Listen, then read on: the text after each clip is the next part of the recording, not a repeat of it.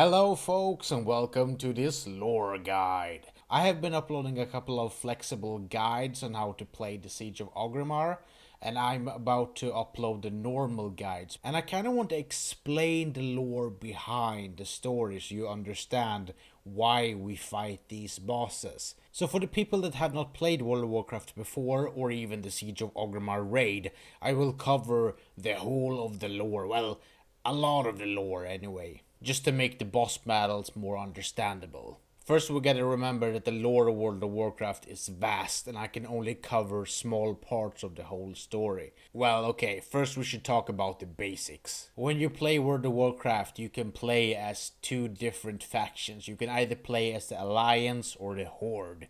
These factions are very different from each other, and both factions are consisting of many different races. The Alliance consists of creatures mostly considered to be good, like humans, dwarves, gnomes, night elves, the Draenei, the Vorgen, and also the Pandaren. And the Horde usually consists of creatures that could be considered to be evil, like orcs, trolls, the undead, Tauren, blood elves, goblins, and also yet again the Pandaren. Because when you play as the Pandaren, you can choose if you want to be part of the Alliance or part of the Horde. This is just how it looks from the outside. Remember that every faction has done evil things in the past and will most certainly continue to do horrible things in the future. Just because the humans are considered to be good, that is not necessarily the case. Even the orcs have done good things in the past, or the trolls have done good things in the past. And this is important to remember. During the last expansion of the Cataclysm, the whole world broke when the enormous dragon Deathwing broke through the crust of Azeroth, and the leader of the Horde, Thrall, left his leadership role to try and save the world. During that time, he gave the leadership to an orc named Garrosh. Garrosh has done many questionable things in the past, but Thrall still believed that if he was to be entrusted with the role of war chief, that he would grow into the role and mature and hopefully become a great leader. The Siege of Orgrimmar is a raid that takes place many months and might even be like years later. Garrosh has proven himself a worthy adversary for the Alliance, and he has also unfortunately kept his questionable character. One of these examples is that he has chosen to exclude all of the races from the Horde, except the orcs. Garrosh believes that the orcs are the only race to be deserving the honor of being part of his horde.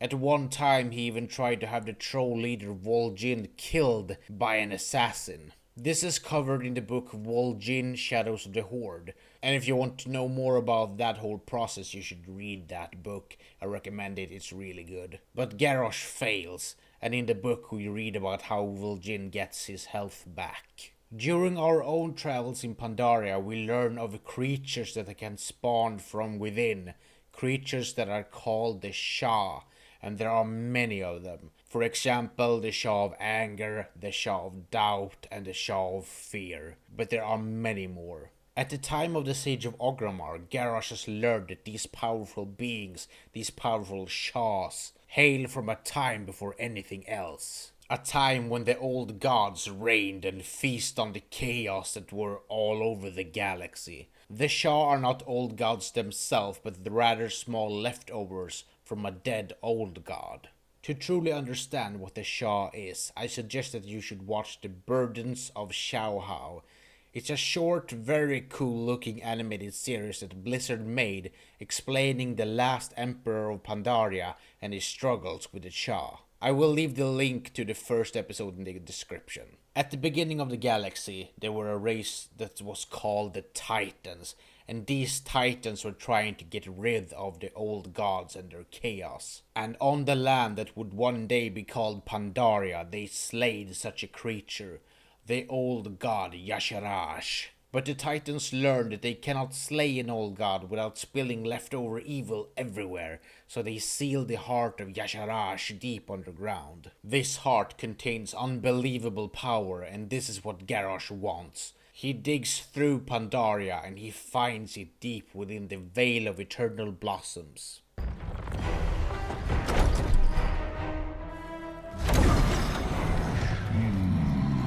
It thirsts. Bring it to the pools.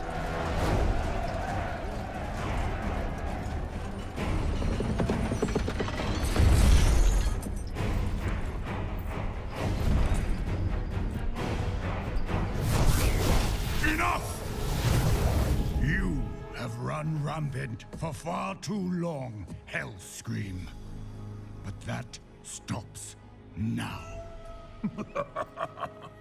Step aside, Pandarin.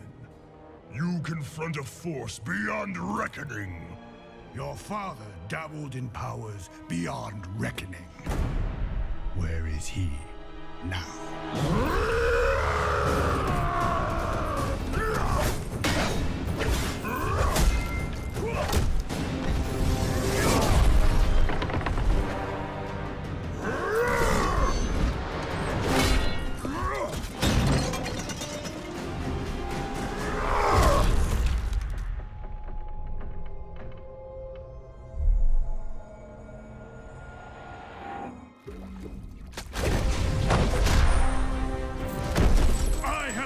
Beside the Tauren, trolls, and others.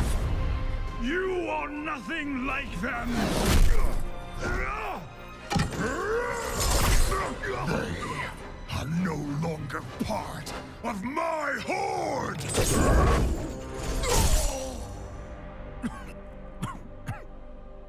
The world will hear of this. They will come for you. Yes, I'm counting on it. The armies of the world will come for me. And within my fortress, they will face all the terrible creatures I have wrought. The boundless power I have mastered. And one by one, they will fall at my feet. Anyone who would rise against my new horde will be impaled upon the spires of Orgrimmar! You Pandarin tried to bury your hate and your anger. But such power cannot be contained. It must be unleashed!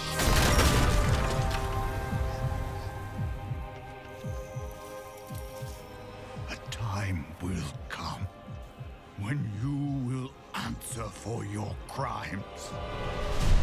I answer to no one!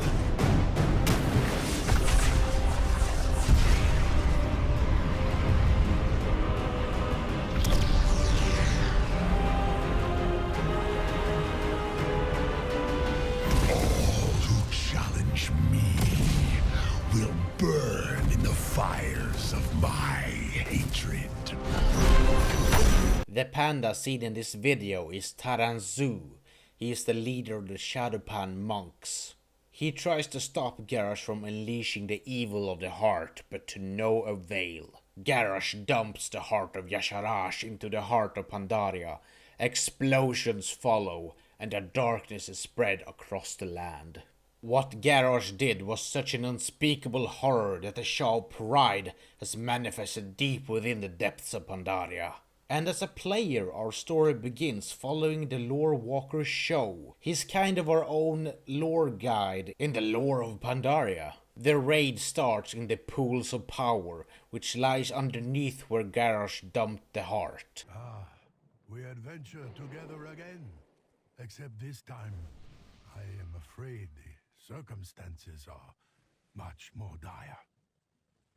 The land is scarred. The ever-blooming trees and plants wither and die as the water from the pool strains away.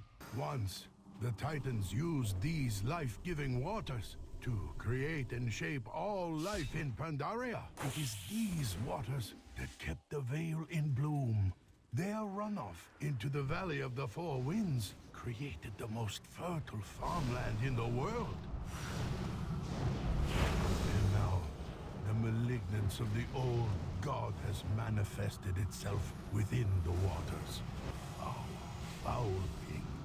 Destroy it before it seeps deep into the soil and corrupts all of Pandaria.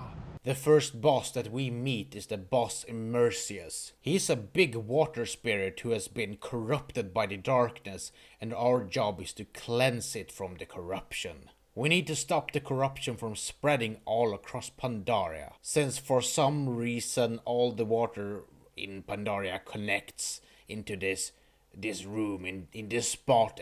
All the water connects here, and if we don't stop the corruption here, it will spread all over. Of course, we stop the corruption from spreading at this point, and we continue on. Oh, you have done it. The waters are pure once more.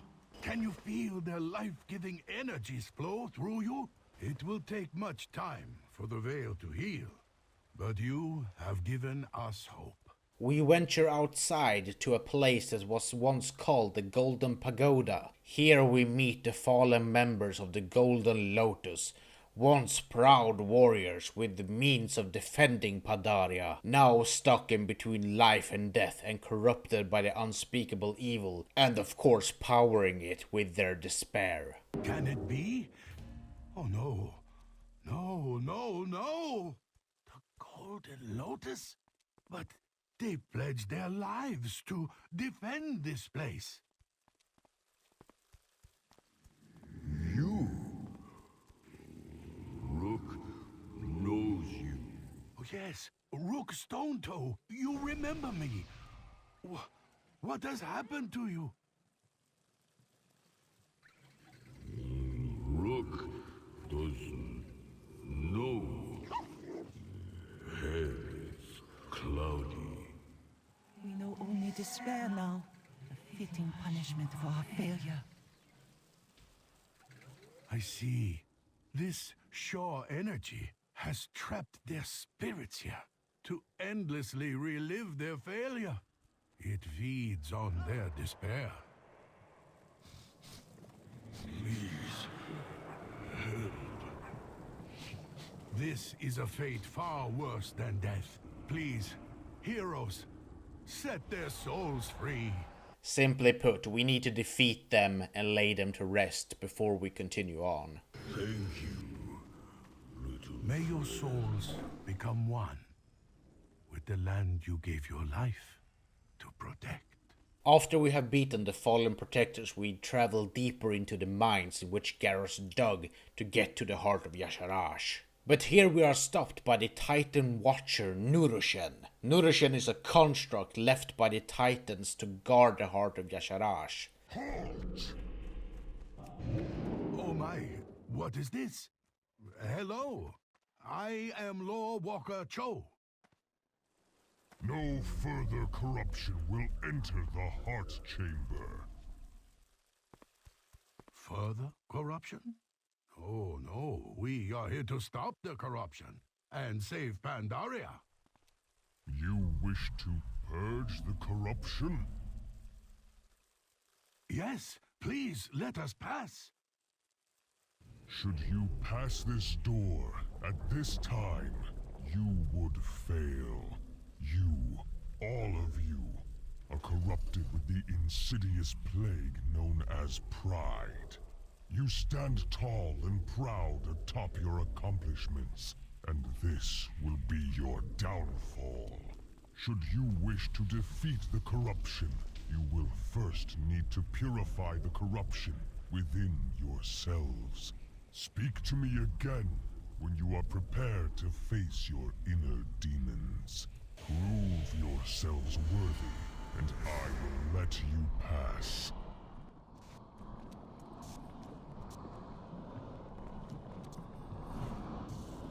This is the third boss, Nurushen, but we don't fight Nurushen. We fight the amalgam of corruption to cleanse ourselves from our own corruption. And when this is done, Nurushen aids us in the next room with bestowing upon us the gift of the Titans.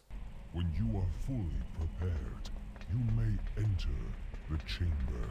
In the next room we find where the heart was stored, and here we must end the Shah pride once and for all, the last remnants of the corruption in Pandaria, at least the one that was caused by Garrosh. The corruption is amplifying. The fragments must be purged before it becomes too great. Before we fight, we find a hurt Taranzu lying on the ground, bleeding.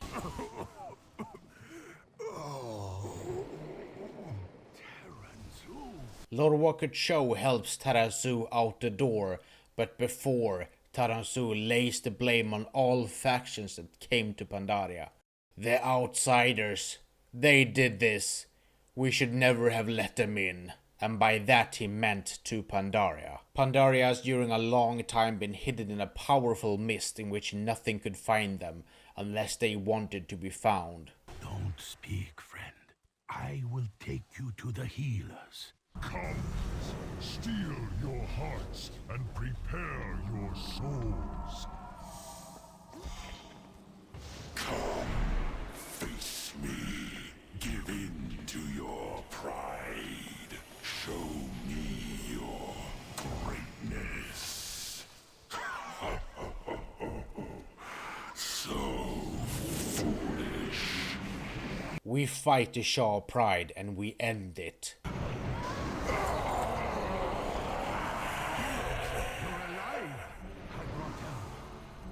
After the fight, Lord Walker Show returns with Jaina Proudmoore, the powerful mage of the Alliance, and Lorthamar Theron, the leader of the Blood Elves. So Hellscream's arrogance unleashed the last of the Shah. I am not surprised. Look here. He left his weapon behind. Gore howl.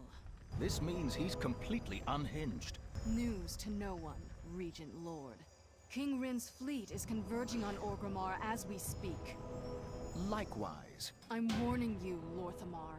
The Alliance is besieging the city, and we will destroy Hellscream. Your people had best stay out of our way. It's always a pleasure to see you, Lady Proudmoore. Come, heroes! Through the portal!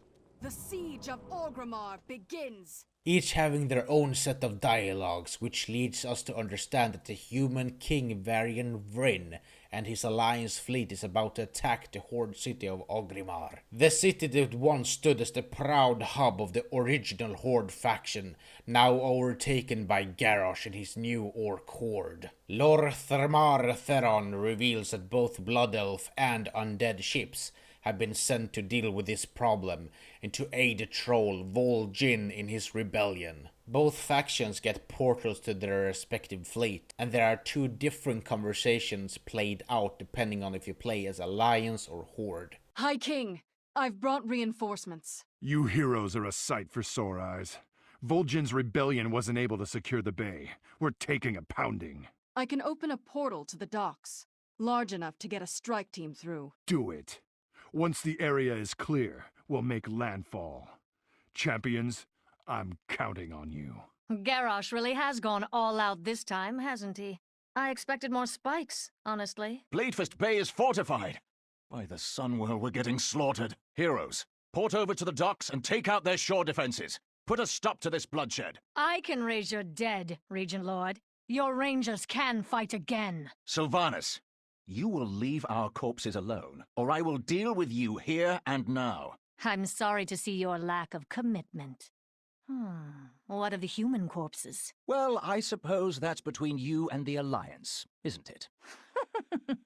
Rise, my angels. Let your screams fill the streets of Orgrimmar with terror. What we haven't seen yet is that Vol'jin, the leader of the Darkspear Trolls, and Bane Bloodhoof, leader of the Tauren, has rebelled against Garrosh's new horde, and while we dealt with the troubles in Pandaria, They have stopped trade routes and inflicted sore wounds upon the city of Orgrimmar. The city has not yet been breached, and Vol'jin and his troops are outnumbered and outmatched. Therefore, the aid from the undead and the Blood Elf are a most welcomed sight. King Varian Vryn has no plans in helping the Horde. He only seeks to end the reign of Garrosh Hellscream. Depending on if you play as the Horde or the Alliance, you follow your leaders and attack the shores of Orgrimmar.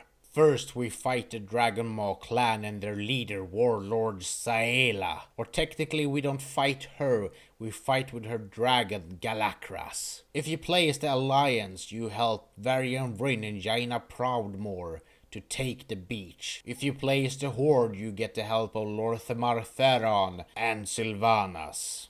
We fight the oncoming hordes of orcs, and some of us breach the two towers on either side and shoot down the dragons flying over our heads. Of them many orcs are killed, and many dragons are slain. Galakras emerges, and we finally kill her. Warlord Saela, however, escapes, and she is important for the next expansion.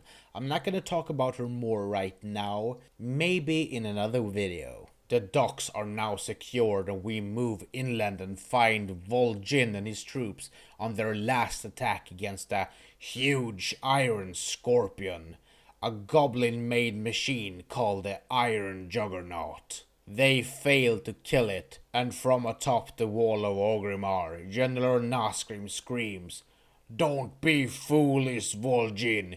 You have no siege weapons left. You cannot win this battle." Ain't no other way, man.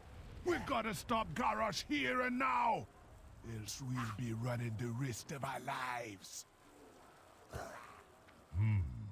Perhaps our newfound reinforcements will aid us. They must have taken the docks. Haha! Welcome to the fields of slaughter. Perhaps there is hope after all.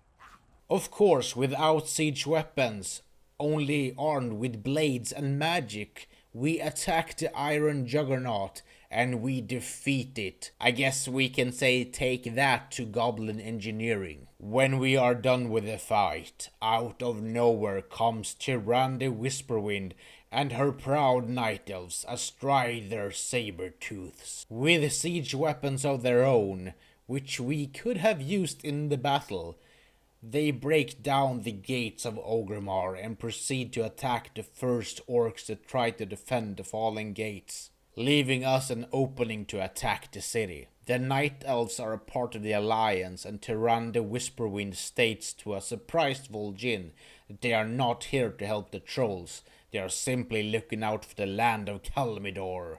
Inside the city, we find only living orcs and the corpses of captured slaves from all of the rest of the races in the world. Humans and trolls are bound and used for target practice. By the looks of it, most tortured and maimed. Goblins yet alive, but forced to dance and entertain. And G. Firepaw, the representative of the pandas that choose to join the Horde, beaten near death and about to be killed by an orc. Of course, we stop this, and the representative panda from the Alliance, Alyssa Cloudsinger, saves him. When you start as a new class and play as the panda, you learn who Alyssa and G are. During the beginning questline of the pandas, we can clearly see that G has feelings for Alyssa, but since they in the end believe very different things, they chose to join different factions, and here is where they are finally reunited.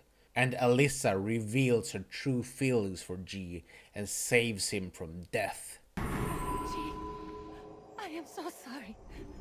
We can be together now. Please, let us just go back to the turtle. Please do not die. I am getting him out of here.